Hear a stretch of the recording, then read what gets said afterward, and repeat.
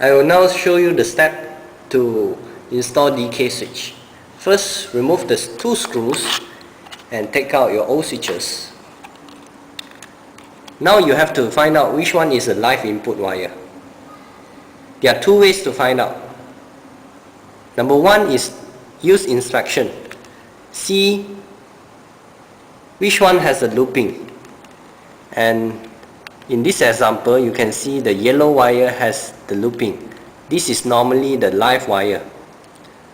The second way is to use your test pen to check.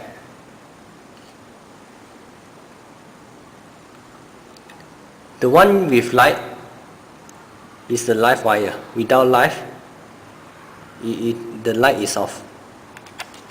Now we are going to turn off the DB. Now you can turn off your DB.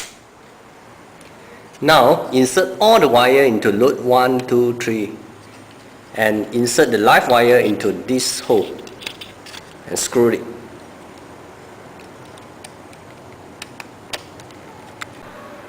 Now you can turn on the DB.